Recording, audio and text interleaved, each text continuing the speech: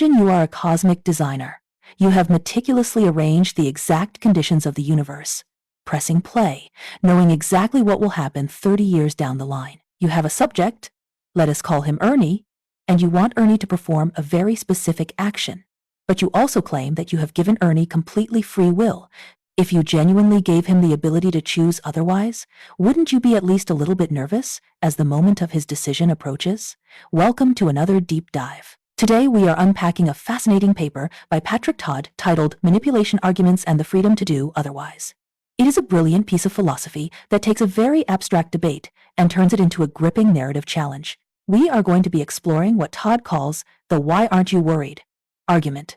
It is a fantastic paper, and it feels exactly like sitting in a coffee shop having a mind-bending conversation with a colleague. To really grasp what Todd is doing here, we need to set the stage with what he is arguing against. The primary target is classical compatibilism.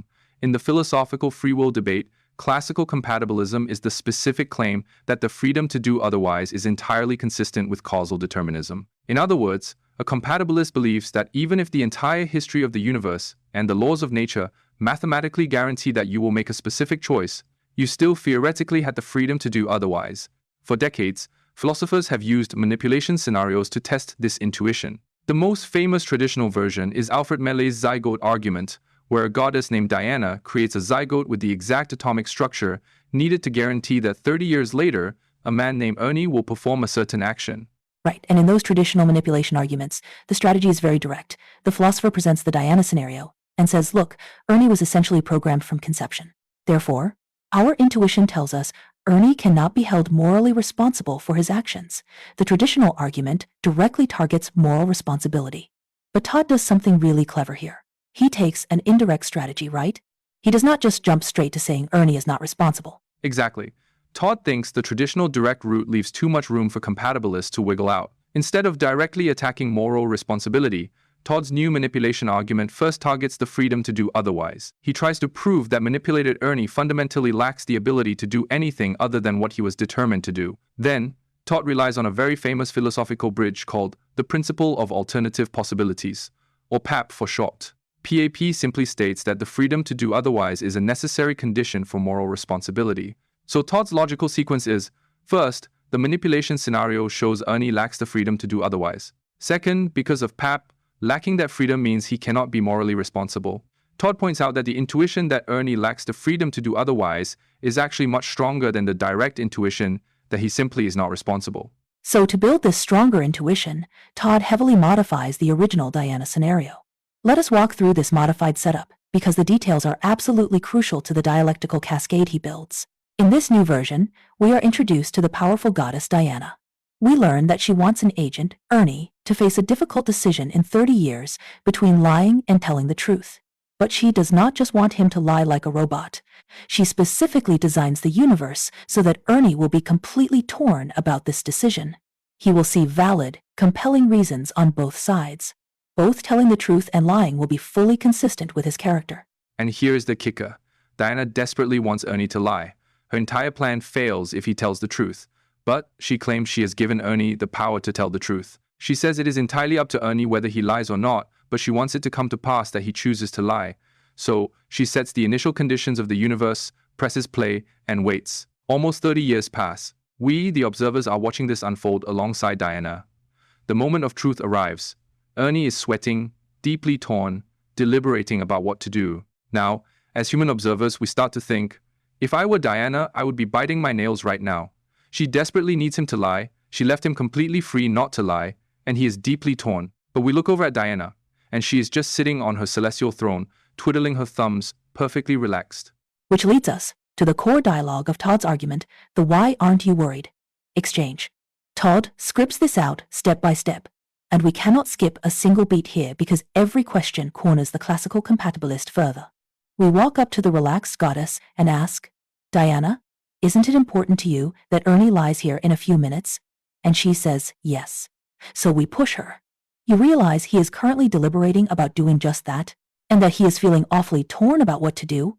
She casually replies, yes. So we keep pressing because it does not make sense.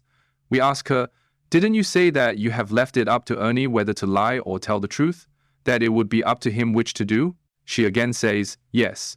At this point, we are baffled. We say, well, if it is really up to him, aren't you in the least bit worried that he is in fact going to tell the truth? Her answer is a flat no. We ask, why on earth not? And Diana replies, because I am entirely certain that he will lie. But we are still stuck on her earlier promise. We ask, but I thought you gave him free will. So couldn't he refrain? Diana says, I did give him free will, and yes, he has the power to refrain. But I am entirely certain that he won't.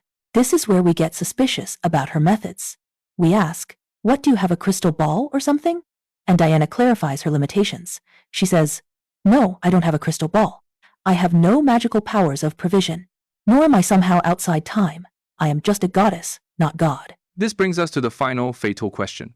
We ask, then how can you be so certain that Ernie is going to lie if he has the power to do otherwise and sees every reason in the world not to? Diana finally reveals the trick. She says, because someone can be free not to do something, even if there is no objective chance whatsoever that he won't. And that is what I have arranged. Ernie is causally determined to lie, but is perfectly free not to. Neat trick, isn't it? And as observers, we walk away thinking this is indeed a trick. This whole dialogue isolates the core intuition Todd is pushing. Genuine freedom should worry even someone like Diana. If she is not worried, it is precisely because her causal manipulation has stripped Ernie of genuine freedom. The classical compatibilist claims to provide sufficient conditions for the ability to do otherwise, but Diana's absolute lack of anxiety proves those conditions are practically empty.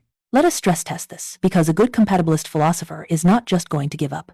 Todd anticipates two major objections here. The first is what he calls the crystal ball objection. A religious compatibilist might say, wait a minute, God is completely certain about what we will do, and God doesn't get nervous. If God's absolute certainty and lack of anxiety doesn't destroy our free will, why should Diana's? Todd admits that God's foreknowledge is a special case, but he expertly separates it from Diana. How does he dismantle the crystal ball objection? He dismantles it by pointing to the source of the certainty. If God has a crystal ball, or if God sits outside of time, God can directly see the future. God's certainty comes from simply observing what you freely choose to do in the future. But remember, in the dialogue, Diana explicitly states she does not have a crystal ball. She is not outside of time. Therefore, her absolute certainty cannot come from seeing the future. Her certainty comes entirely from her knowledge of the past conditions she set and the deterministic laws of nature. Her certainty comes from causal determination. And that is the exact thing that intuitively conflicts with Ernie's supposed freedom. That makes perfect sense. But there is a second, more everyday objection Todd addresses. Let's call it the everyday knowledge objection. Sometimes, I am completely certain about what my friends will do without needing causal determinism. If I take you to an ice cream shop, I know with absolute certainty you are going to order vanilla ice cream because I know your character perfectly. I am not nervous you will order strawberry. Does my lack of nervousness mean you aren't free to order strawberry? That is a very natural objection, but Todd has already built the defense against it into the very beginning of the scenario. Remember, Diana specifically designed Ernie to be fundamentally torn. Ordering vanilla ice cream is easy and habitual, but Ernie's choice between lying and telling the truth is agonizing for him. Both choices are fully consistent with his character. He sees incredibly strong reasons for both. In everyday life, if you have a friend who is deeply, genuinely torn between two options that equally fit their character, you cannot predict their choice with absolute certainty based just on knowing their personality. If you were depending on them to make one specific choice in that torn state, you would be incredibly nervous. The fact that Diana is not nervous despite Ernie being totally torn shows that she has a kind of structural guarantee that goes way beyond everyday character prediction. Let's take a methodological pause here, because there is a nuanced philosophical distinction Todd makes that is absolutely critical. We keep talking about Diana's lack of nervousness. A critic might misunderstand Todd and say, wait, is Todd arguing that Diana's emotional state somehow reaches into Ernie's brain and takes away his free will? Todd explicitly addresses this by distinguishing between an epistemic indicator and a metaphysical cause. Yes, this is a beautiful piece of philosophical clarification. Todd is not saying Diana's calmness causes Ernie to be unfree. Her non-nervousness is strictly an epistemic indicator. It is a sign, a symptom, that helps us see the reality of the situation. Think about it this way. Imagine Diana takes a magical amnesia pill right after setting the universe in motion. She forgets that she rigged the deterministic laws, so as the 30-year mark approaches, she suddenly gets extremely nervous about what Ernie will do. Does Diana taking a forgetting pill and getting nervous suddenly grant Ernie free will? Of course not. Ernie's metaphysical status is exactly the same whether Diana remembers her trick or not. Todd's point is that her lack of nervousness in the original scenario does not make Ernie unfree.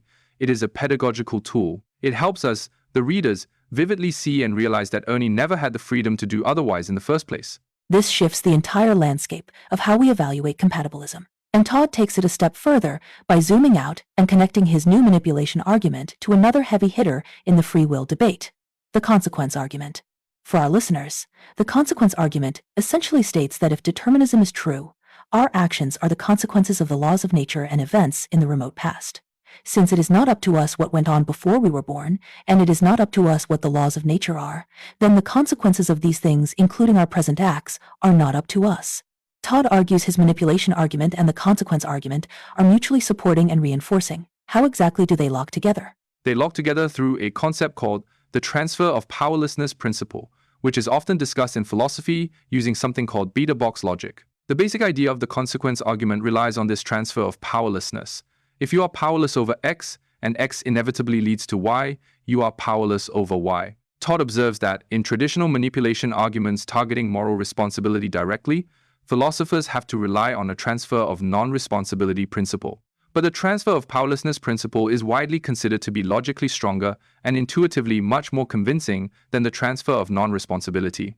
By having his manipulation argument target the freedom to do otherwise instead of direct responsibility, Todd gets to utilize this stronger transfer of powerlessness principle. The manipulation argument takes the abstract, dry logic of the consequence argument and puts flesh and blood on it.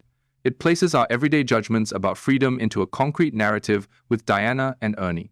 In return, the consequence argument provides the rigorous logical backbone for why Diana's deterministic setup genuinely strips Ernie of his power. They mutually reinforce each other, making the overall case against compatibilism much stronger.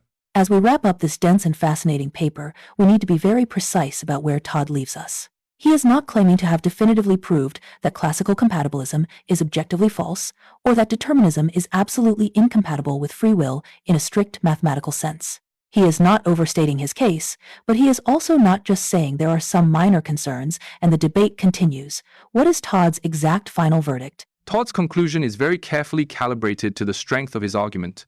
His conclusion is simply this: classical compatibilists should be nervous. This is an intuition-driven challenge, not a dry metaphysical proof, but it is an incredibly powerful one. He has shown that the conditions compatibilists claim are sufficient for the freedom to do otherwise look entirely hollow when viewed through the lens of the Diana scenario. If a designer can guarantee your actions through determinism without breaking a sweat, while you agonize over a choice, your supposed freedom looks like an illusion. And Todd adds a final sting. If the principle of alternative possibilities is true, meaning you need the freedom to do otherwise to be morally responsible, then it is not just classical compatibilists who should be nervous. All compatibilists should be nervous. It is a profound challenge.